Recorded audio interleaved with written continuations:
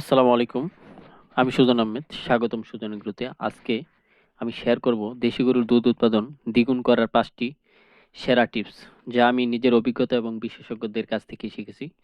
ভিডিওটি শেষ পর্যন্ত দেখবেন, কারণ প্রতিটি টিপস আপনার খামারের জন্য অনেক উপকারী হবে। তো ভিডিওটা না টেনে সাথেই থাকেন আমাদের সুজন এগ্রো চ্যানেলে। তো দেখতে থাকেন। টিপস নাম্বার 1, এক হচ্ছে সঠিক খাদ্য পরিকল্পনা।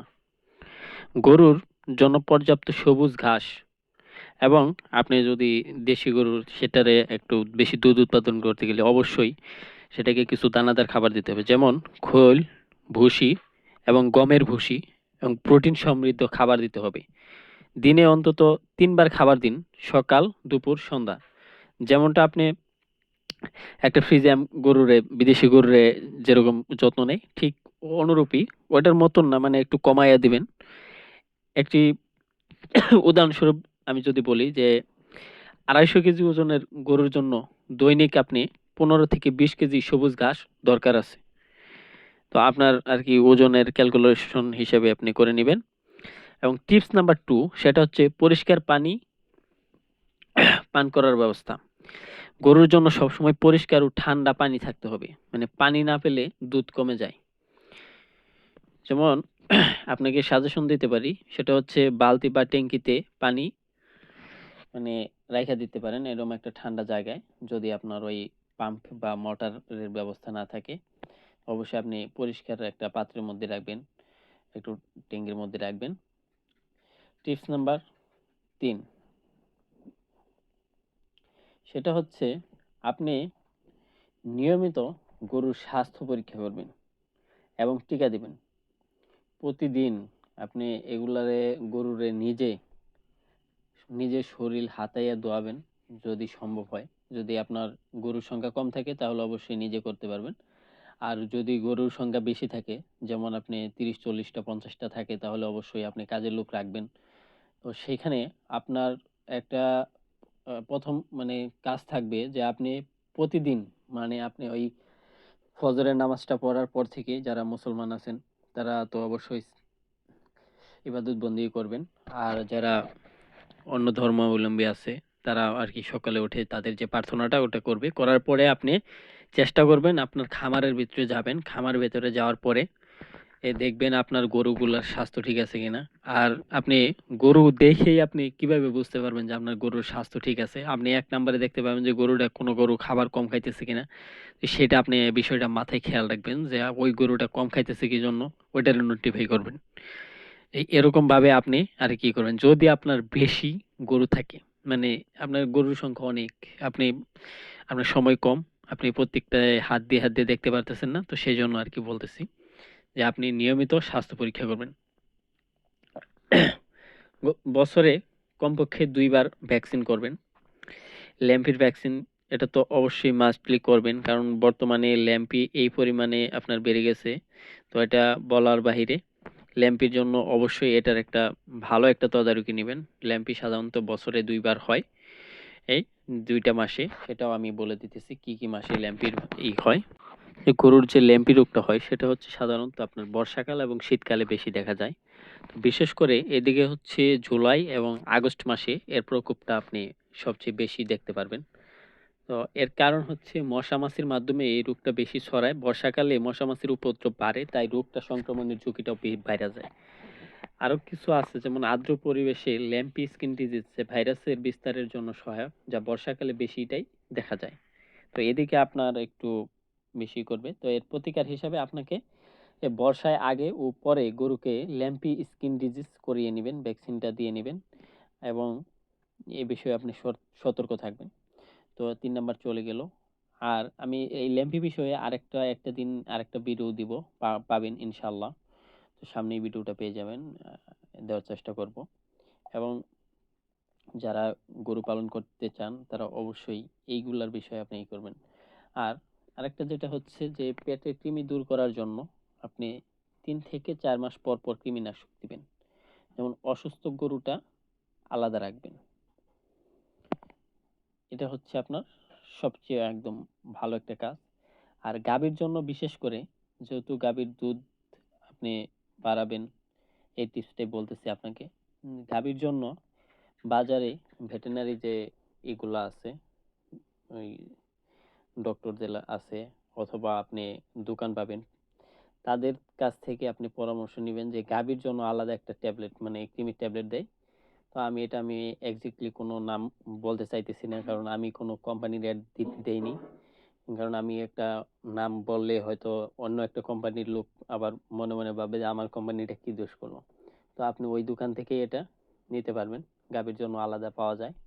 কারণ আমি মনে করি যে আপনি যখন কৃমির বড়ি আনবেন, অবশ্যই গরুর ওজনের দিকে খেয়াল রাখবেন। এটা আপনি এক্স্যাক্টলি বলার চেষ্টা করবেন যে আপনার গরুর ওজনের সাথে যদি আপনি অ্যাডজাস্টমেন্ট না করে আপনি ট্যাবলেট আনেন বাজার থেকে, তাহলে আপনি হয়তো পাবেন, কিন্তু আপনার গরুটার অনেক ক্ষতি হবে। তো আমরা এই বিষয়গুলাই খেয়াল করি না। ম্যাক্সিমাম ক্ষেত্রেই দেখা গেছে যে আমরা আন্দাজির পরে হুটহাট গরুরে আনুমানিক এক ঠেলা দিয়া, মানে হয় যদি ধরেন 70 কেজি, তো সে বলে আনবে যে আমার গরু 90 কেজি ওজন বা 100 কেজি ওজন। তো এইগুলাই হচ্ছে আপনার বড় সমস্যা।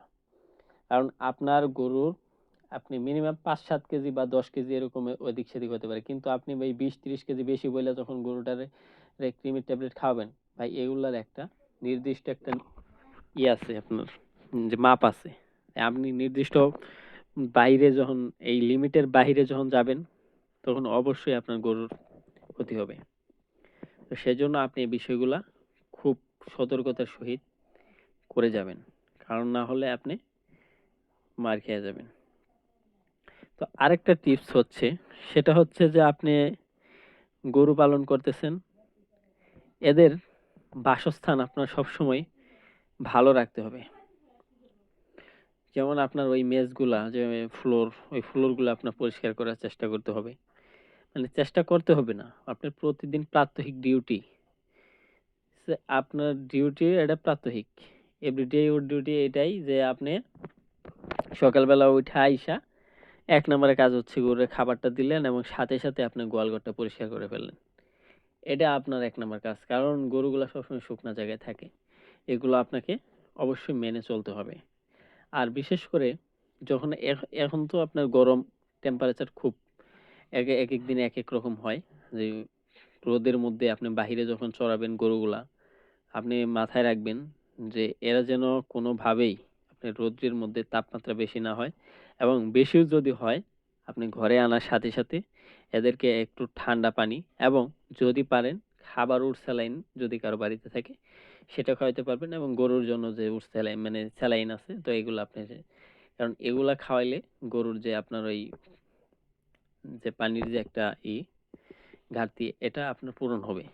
এই জন্য আর কি ওইটা খাওয়াইলেই করবে। এবং কিছুক্ষণ পরে বিশ্রাম নেওয়ার মানে পরে আপনি সাথে সাথে এদেরকে গোসল করাই দেবেন ঠান্ডা পানি দিয়ে।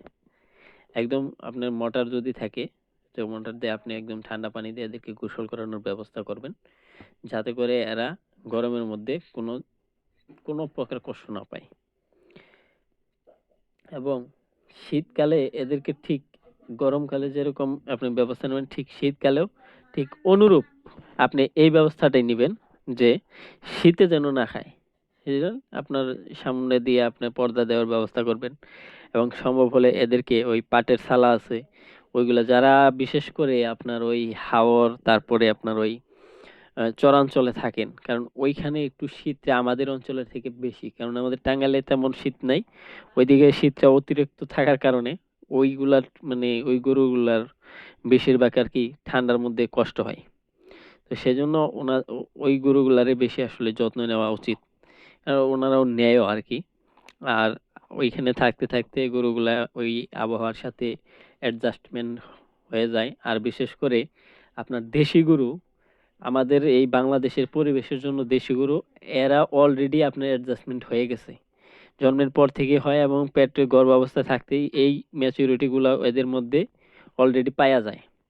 আর বিশেষ করে আপনি যে ওই গরুগুলা যে বিদেশি গরুগুলা পালবেন, কারণ বিদেশের পরিবেশের সাথে আমাদের পরিবেশ আবহাওয়ার সাথে মিল নেই। যদিও আসলে আমরা বাণিজ্যিকভাবে ওইগুলা অনেক লাভবান দেখতেছি, আমরাও সুজন এগুলো খামারে শুরু করতেছি, আস্তে আস্তে ডেয়ারি খামারের দিকে যাব ইনশাআল্লাহ। আল্লাহ তাআলা চাহে যদি আমাদের প্রতি একটু দয়া হয়, আল্লাহ করে বা রহমত করে আপনাদের দোয়ায় আমি ওইদিকেও কাজ করব, দেখব আসলে আমি হাতে কলমে আমি যেটা করি সেটাই আপনাদের সাথে শেয়ার করি। যে আমি আরেকজনের যে আমি একটু বানাইয়া গল্প বলি যে এটার মধ্যে এত লাভ এই সেই এগুলো আমি বলি না ভাই। এটা বাস্তব প্রেক্ষাপটে আপনি পাবেন। ফলাফল পাইয়েই আমি পরে আপনাদেরকে বলি। এর আগে আমি বলি না। এই বুজুং-বাজুং আমি আসলে বুঝাই না। কারণ আমার তো কোনো বিজনেস নাই ভাই। আমি যে ভিডিওগুলা করি এগুলা আসলে আমি একমাত্র শখে থেকে করি। না আমার ভিডিওতে কোনো ডলার ইনকাম আছে, না আমার কোনো বিজনেস আছে। আমার ভাল লাগে এজন্য করি। কাজের পাশাপাশি ভিডিওগুলা দেই, এটাই আমারই। তাছাড়া আমার কোনো এখানে কোনো বিজনেস পারপাসে আমি কোনো ভিডিও দেই না বা আমি কোনো প্রোডাক্ট বিক্রিও করি না বা সেলও করি না। তো অনেকে এক ভাই আমাকে জিজ্ঞেস করতেছে, "ভাই আমাকে একটা বকনা কিনে দিতে পারবেন কিনা?" ভাই আমি তো আসলে গরুর পাইকার না। মানে গরুর বিজনেস আমি করি না। আর যদি আমার খামারে থাকতো বা আমি বিক্রি করতাম তাহলে অবশ্যই আমি বলতাম যে আমার এটা বিক্রি করব। আর আল্লাহর রহমতে আমি এখন এই বিক্রির ওই দিকে যাব না। কারণ আমার চিন্তা ভাবনা আছে খামারটা বিগ পরিসরে করার জন্য সেদিকে করব। আর ৫ নাম্বার যেটা হচ্ছে দোহনের সঠিক সময় ও পদ্ধতি। দিনে ২ থেকে ৩ বার নির্দিষ্ট সময়ে দুধ দহন করবেন। দোহনের আগে হাত এবং গরুর থন পরিষ্কার করবেন। আর দোহনের শেষেও খুব সুন্দর করে পরিষ্কার করবেন এবং ওই জায়গাটা যে জায়গাটাতে আপনি দুধ দহন করেন ওইটা খুব সুন্দর করে আপনি পরিষ্কার করে রাখবেন। তো বন্ধুরা এই ৫ টি টিপস মেনে চললে আপনার দেশি গরুর দুধ উৎপাদন চোখে পড়ার মতো বেড়ে যাবে।